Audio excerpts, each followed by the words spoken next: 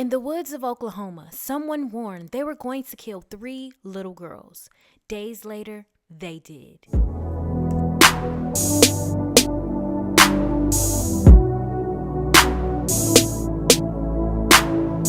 Hey y'all, welcome to Pretty and Paid with Alexis, where we get pretty and paid. Today's makeup video is going to be a murder mystery. While we get glam together, we uncover facts behind some of America's most compelling criminal cases.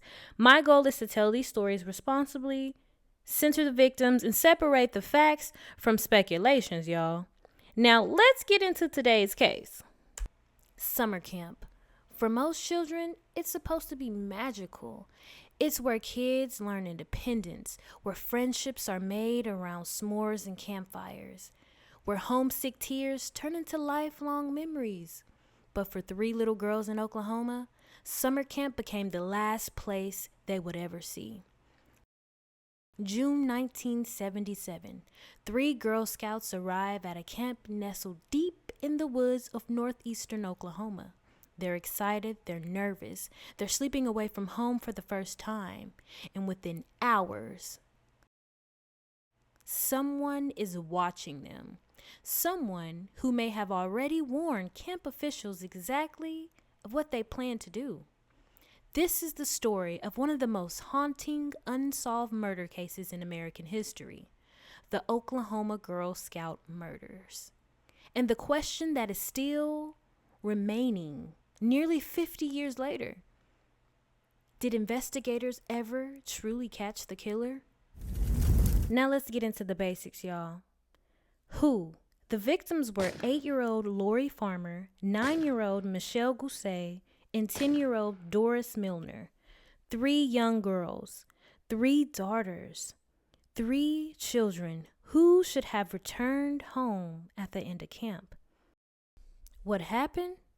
These girls were abducted from their tents during the night, essayed, murdered, and left on a trail near the camp shower house. These murders occurred during the early morning hours of June 13th, 1977. Where? At Camp Scott, which was a Girl Scout camp near Locust Grove in Mays County, Oklahoma. Why did this happen? That's the question investigators have spent decades trying to answer, and despite arrest, trials, DNA testing, and thousands of pages of reports, no one can say with absolute certainty why these murders occurred. Before we talk about what happened, let's remember who these girls were, because true crime sometimes gets lost in the mystery, but at the center of every case are real people. Lori Lee Farmer was 8 years old.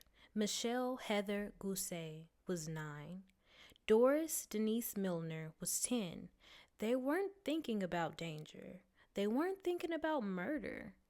They were thinking about swimming, camp activities, making new friends, writing letters, playing in the sticks and sand. The kinds of things children should be thinking about. For some of these girls, it was their very first time attending sleepaway camp. And for the families, Camp Scott felt safe. It had operated for 49 years. Parents trusted this place. The community trusted this camp. No one knew, especially not the parents, that they will be living their worst nightmare. Now, here's where the story starts to get disturbing, because months before the murders, someone left a warning. During a preseason camp preparation, a counselor discovered that her belongings had been disturbed. Food had been taken, personal items had been moved, and inside an empty donut box was a handwritten note. The note allegedly read, "We are on a mission to kill 3 girls in 1 tent." Imagine reading that today. Immediately you think, call the police, search the camp, shut everything down. But in 1977, it was treated differently. Camp officials believed it was likely a prank. The note was discarded, and camp preparations continued. Years later, many people would ask, could those girls have been saved if the warning had been taken seriously?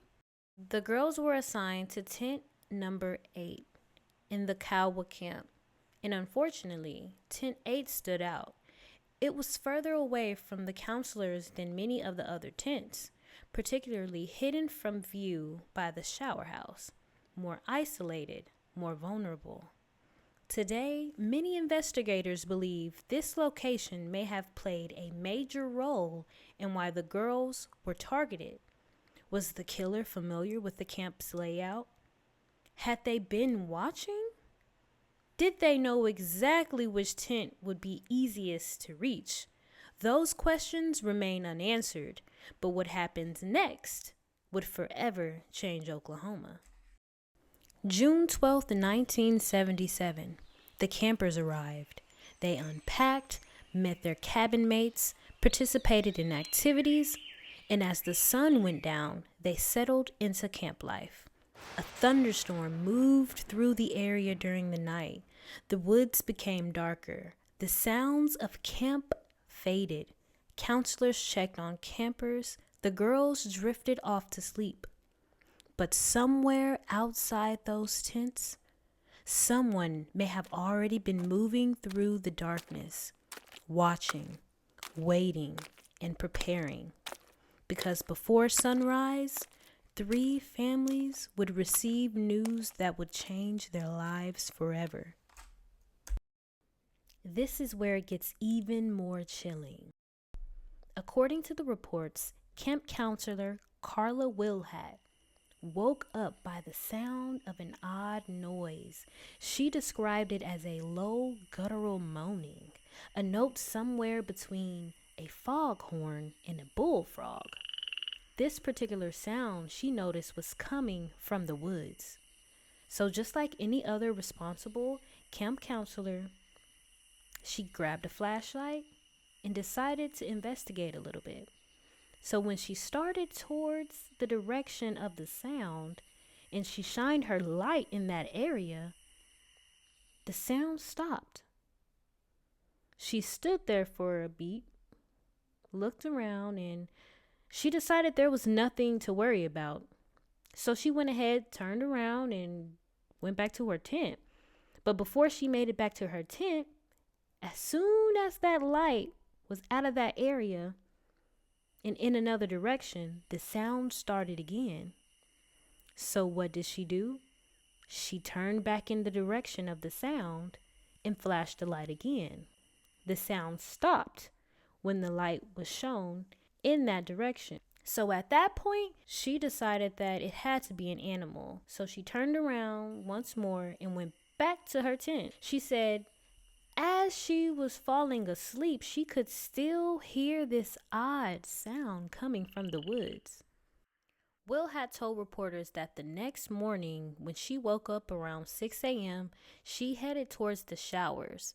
The showers were in the same direction of that sound that she heard the night before. When she got closer to the intersection that connected the trail that she was on and the trail to the actual main campus, like the main part of the camp.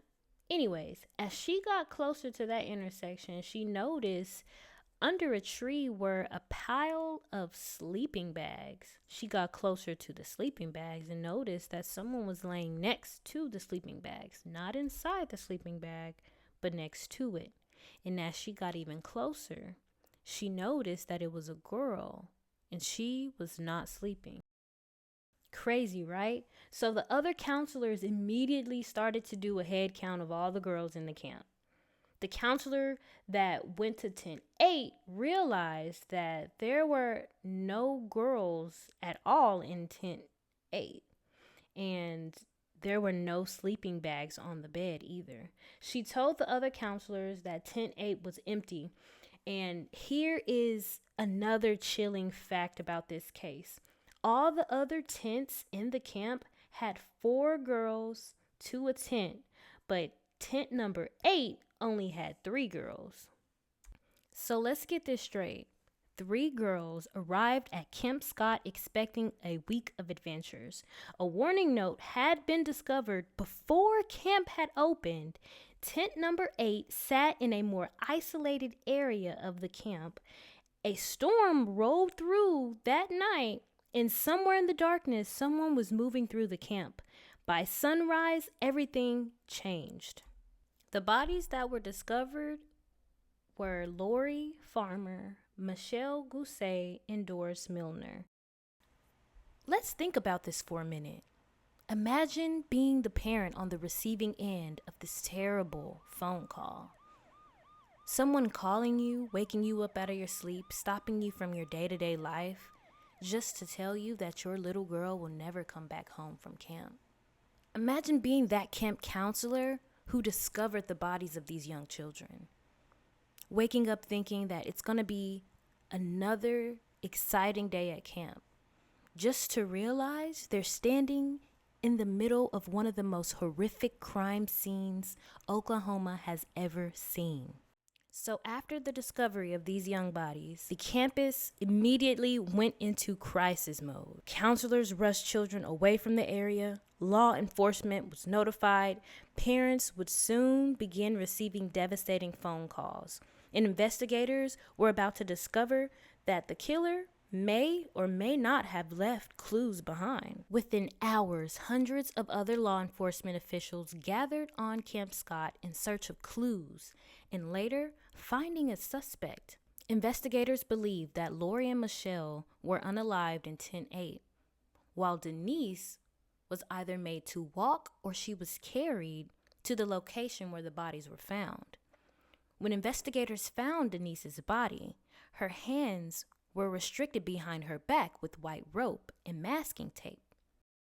According to the reports, this crime scene was broken up into several different scenes. Items were found at Tent 8. Items were also found at the location where the bodies were discovered. Investigators worked carefully to preserve evidence, but there was a problem: the overnight storm. Rain can destroy evidence. It can wash away footprints, damage fingerprints, and contaminate crucial forensic clues. Despite the challenges investigators experienced, they recovered several important pieces of evidence. Reports say investigators discovered a flashlight that had been modified. It was like one of those old square 6-volt flashlights. The switch had been changed, and masking tape was around the flashlight to hold a black plastic that covered the light. In that black plastic, investigators discovered that it was a little hole that was made, and it's assumed that this was done to only show a small bit of light instead of the full beam of the light.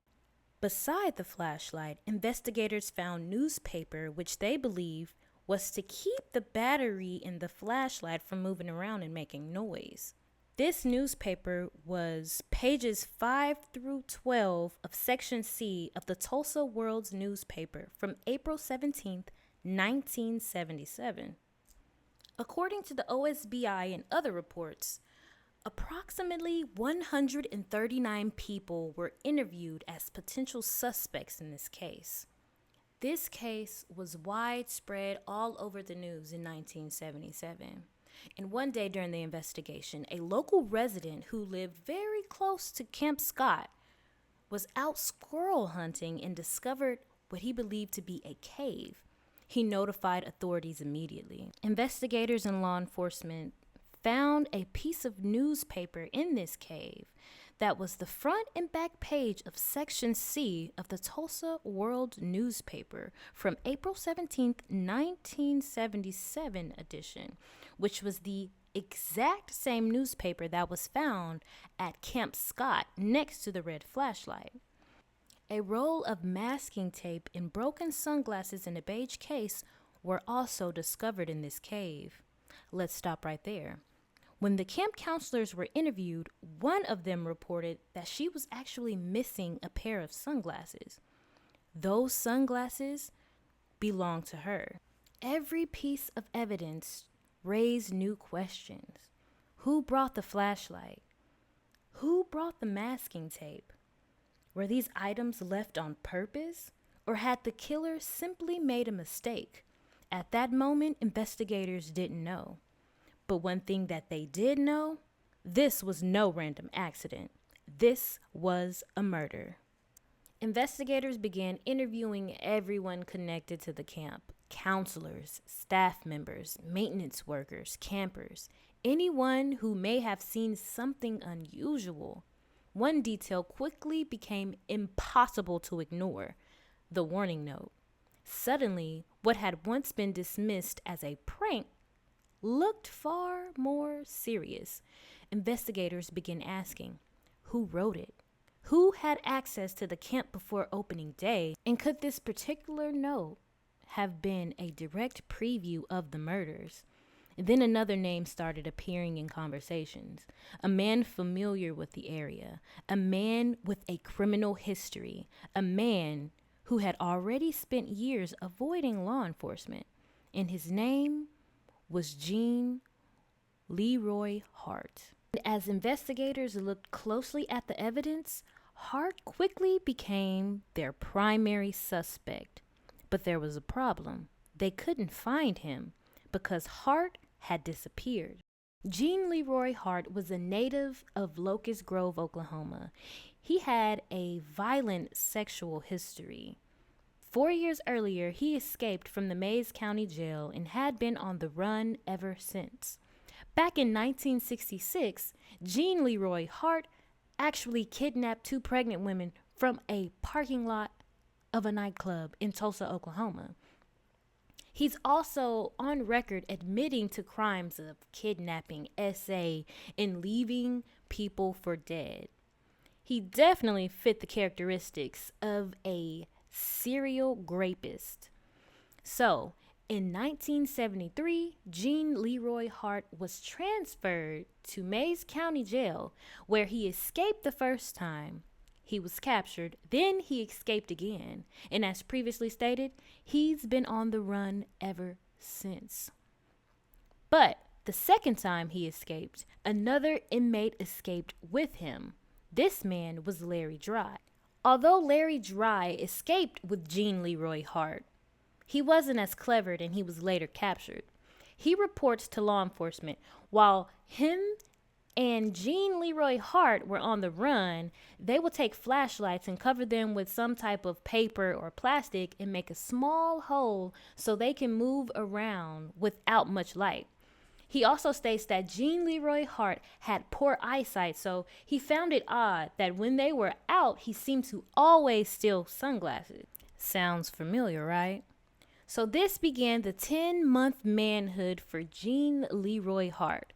But on April 6th, 1978, at 4:15 p.m., he was arrested by OSBI. His capture made headlines across the state. For many people, it felt like justice was finally being served. Parents, investigators, community members, many believed the nightmare was almost over. After all, authorities had their suspect. The manhunt was over. Now all prosecutors had to do was prove their case. But proving a case and believing a case are 2 different things. And that's where things became complicated. Investigators believe Hart fit the profile. He knew the area. He had a violent criminal history. Evidence collected near the scene appeared to point towards him. Among the evidence discussed were hair samples and forensic comparisons available at the time. But remember, this was 1977, long before modern DNA testing. Many forensic techniques that were considered useful then would later be viewed very differently. Prosecutors believed they had enough. The defense disagreed. In 1979, Gene Leroy Hart stood trial for the murders of Lori, Michelle, and Denise. The entire state was watching. The prosecution presented evidence they believed connected Hart to the crime. The defense challenged nearly every piece of it. And that became the central issue. Not whether the murders occurred. Everyone knew they did. Not whether the crime was horrific. Everyone agreed with that. The question was simple. Could prosecutors prove beyond a reasonable doubt that Gene Leroy Hart was the killer? Then came the moment everyone had been waiting for, the verdict. not guilty. Jean Leroy Hart was acquitted. For many people, the decision was shocking. Some believed justice had failed. Others believed prosecutors had simply not proven their case. Regardless of where people stood, one thing was certain: the murders remained unsolved. 3 girls were unalived. No one had been convicted, and families were left with more questions than answers.